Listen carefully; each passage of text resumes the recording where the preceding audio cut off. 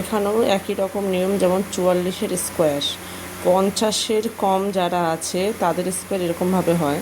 যেমন 44-এর স্কোয়ার, তার মানে 50 থেকে 44 কত কম? 6 কম, তার মানে 6 ছক 36, 6 ছক 36 করেছি আমরা।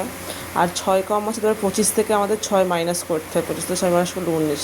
সেম এটা 46-এর স্কোয়ারটা সেরকম হয়েছে, 50 থেকে 46 কত কম? 4 কম, তাহলে 4 4 16।